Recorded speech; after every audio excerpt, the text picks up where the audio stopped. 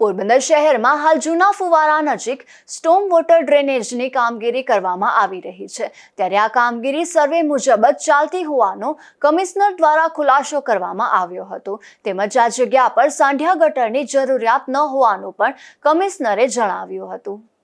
પોરબંદરમાં રાજાશાહી વખતથી આવેલ સાંઢિયા ગટરને ખુલ્લી કરવામાં આવી હતી, ત્યારે આ ગટરનું મનપા દ્વારા નવીનીકરણ હાથ ધરવામાં આવી રહ્યું છે, પરંતુ જૂના ફુવારા નજીક આ ગટર નાની કરી દેવામાં આવી હોવાના આક્ષેપો થયા હતા, જેથી પોરબંદર મહાનગરપાલિકા કમિશનર દ્વારા જૂના ફુવારા નજીક ચાલતા ગટરનું કામ સર્વે મુજબનું જ થતું હોવાની તેમજ આ જગ્યા પર કામગીરી મુજબની જ ગટરની જરૂરિયાત હોવાનું જણાવ્યું હતું।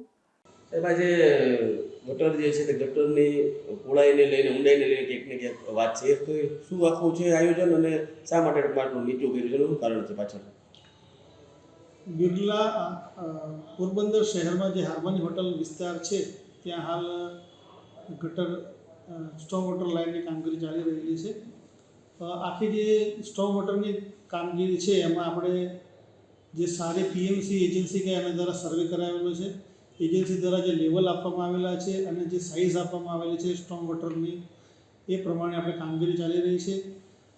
આપણે આ ચોમાસામાં જ અનુભવેલું છે કે હાર્મની હોટલ પાસે બહુ પાણી ભરાયેલું નથી અને જે વાડિયા રોડ પર પાણી ભરાયેલું હતું એનું પણ તાત્કાલિક નવી જે કનેક્શન આપવાનું હતું એને આપી અને નિકાલ કરવામાં આવેલો છે।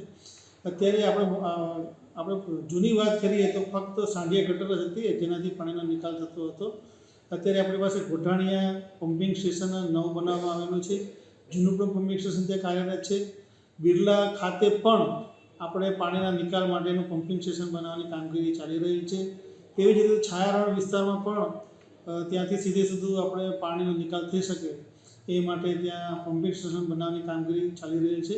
એટલે જે અગાઉ સુવિધા હતી એના કરતાં 4 ગણી સુવિધાઓ આપણે નવી ઊભી કરેલી છે અને એ બધી વિચારણાઓ ધ્યાને લઈ અને હાલનો સેક્શન ડિઝાઇન કરવામાં આવેલો છે અને જે ડિઝાઇન આપવામાં આવેલી છે એ પ્રમાણે જ બાંધકામ થઈ રહેલું છે। એટલે હું ગેરંટી સાથે કહું છું કે પાણી જે ભરવાનો સ્ટોમ વોટર પાણી ભરવાનો પ્રશ્ન છે એનો 100% નિકાલ થનાર છે। કમિશનર દ્વારા એવો ખુલાસો પણ કરવામાં આવ્યો છે કે અગાઉ શહેરમાં વરસાદી પાણીના નિકાલ માટે માત્ર સાંઢિયા ગટર એક જ હતી, ત્યારે હાલ તો 4 જેટલા પમ્પિંગ સ્ટેશન તેમજ સ્ટોમ વોટર ડ્રેનેજ સહિતની સુવિધા ઉપલબ્ધ છે। નિપુલ પોપટ સાથે અશોક થાનકી, ગુજરાત ન્યૂઝ, પોરબંદર।